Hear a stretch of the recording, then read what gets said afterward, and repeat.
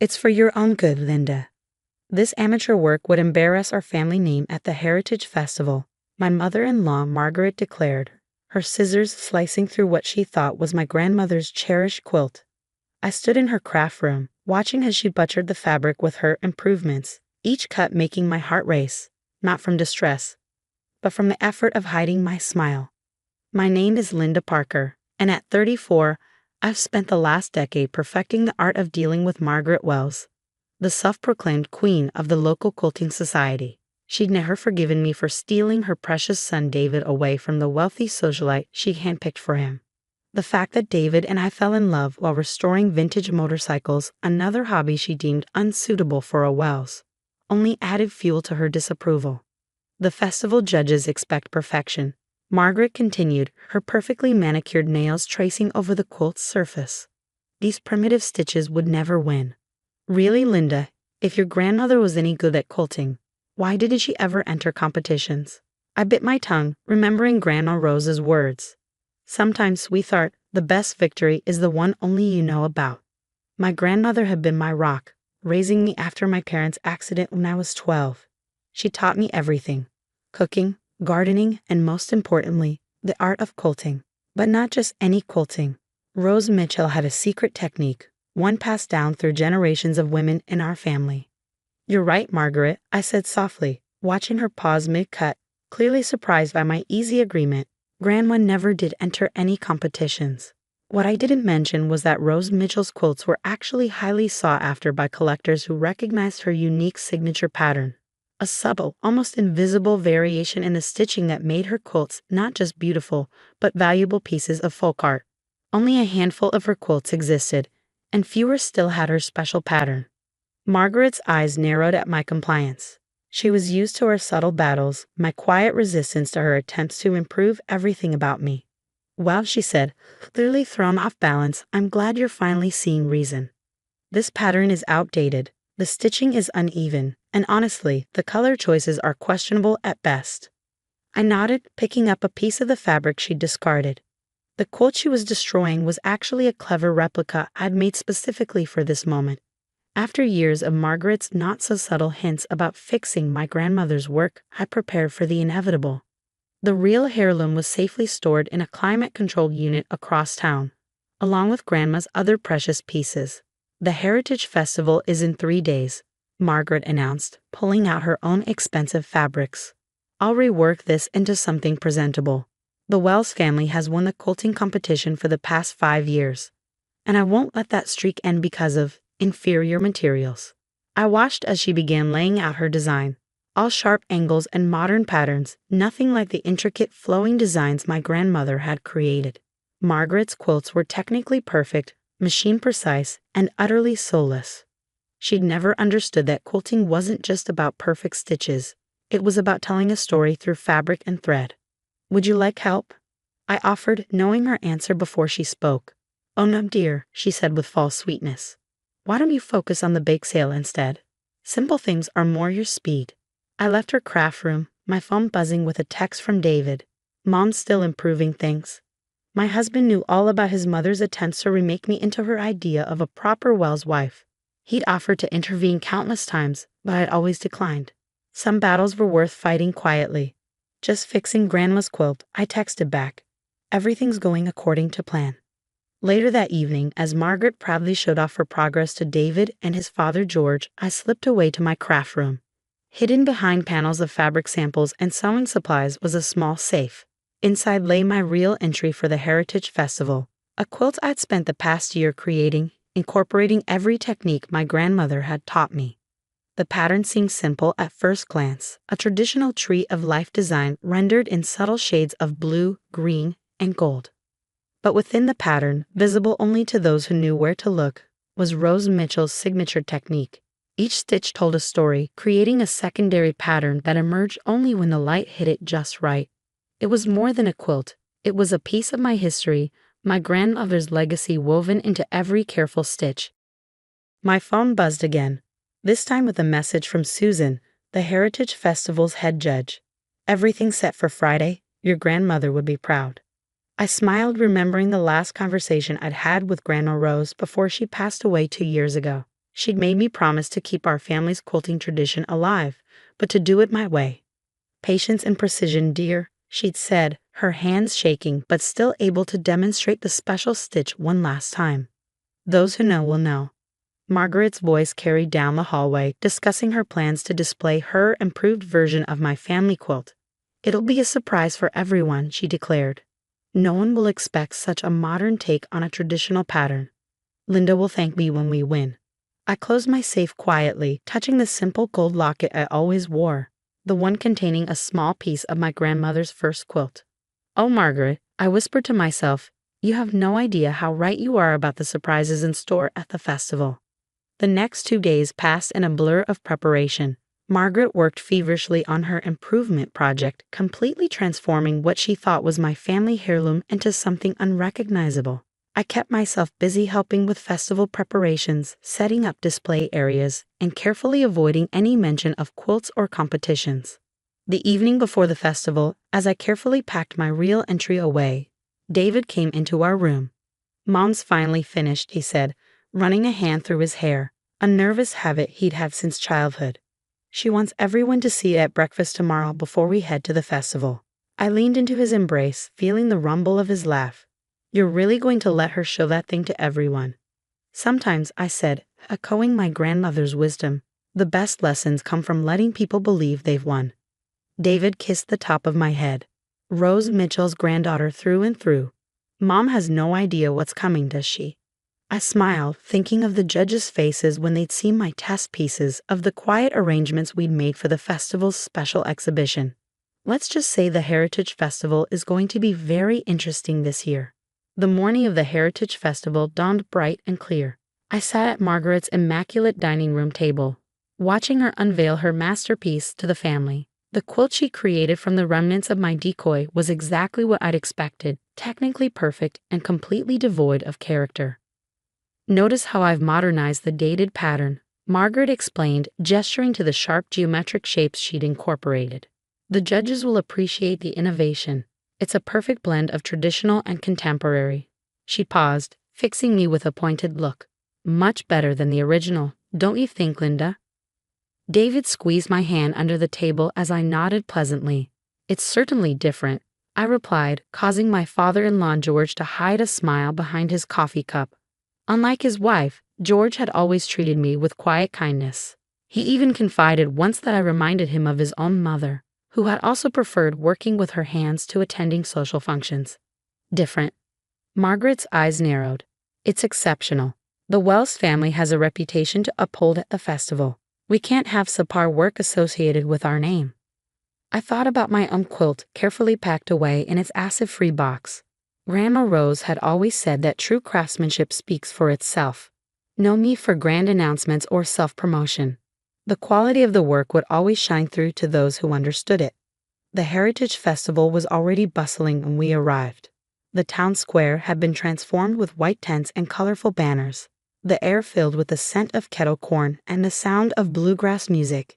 Margaret immediately commandeered several volunteers to help her set up her display, positioning her quilt prominently in the center of the Wells family booth.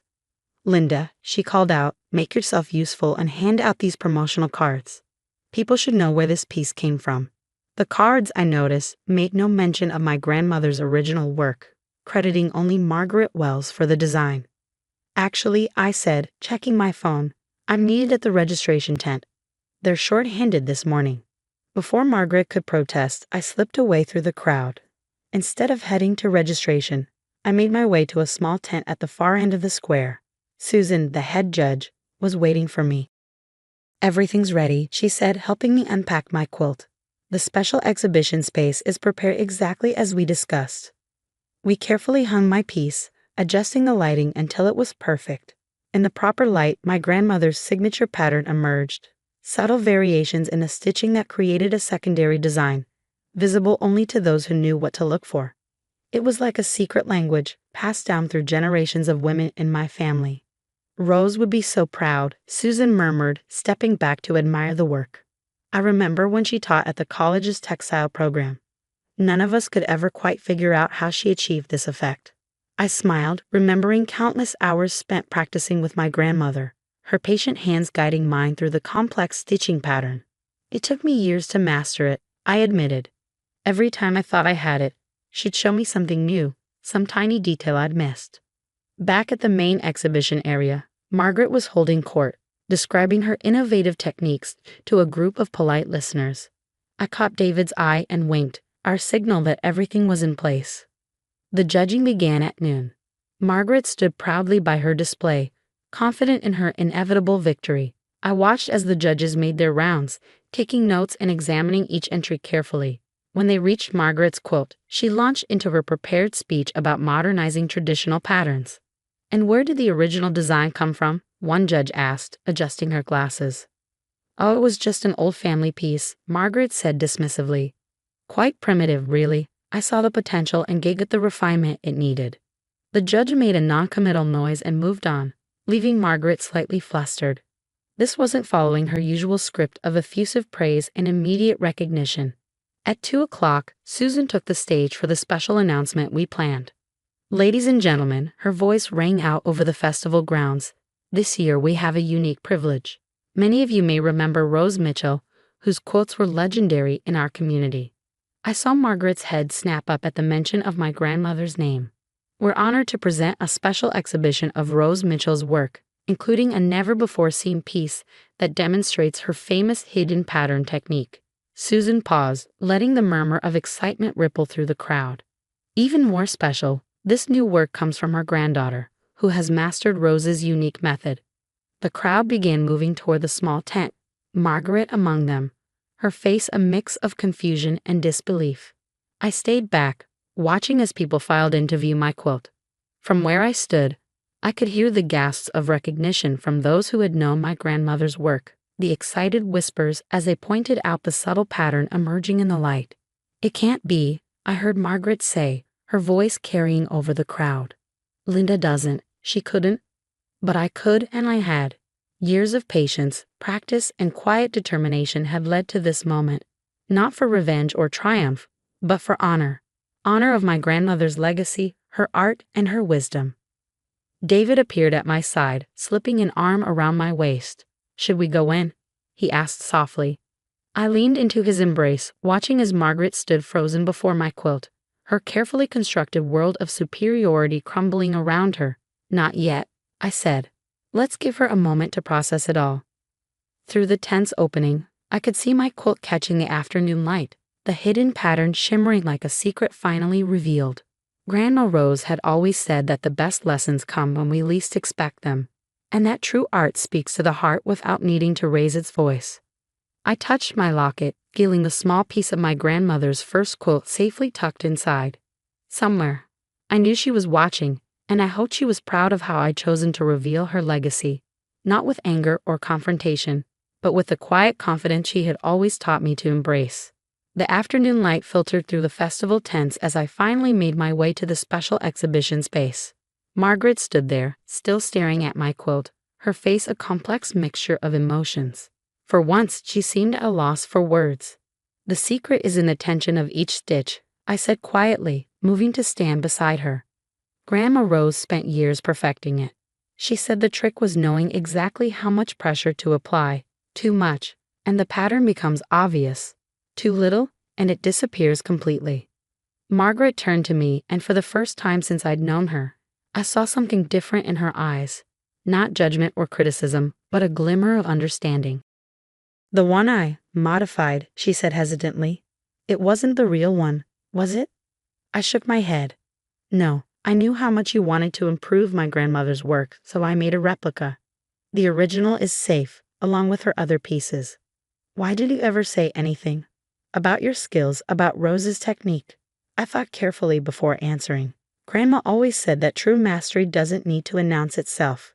She taught me that sometimes the quietest voice carries the most weight. Susan approached us, her judge's clipboard in hand. "Linda, would you mind explaining the technique to our visitors? We have quite a crowd gathering." For the next hour, I demonstrated the basics of the stitching pattern, carefully explaining how each element worked together to create the hidden design. Margaret stayed at the back of the group, watching intently as I worked.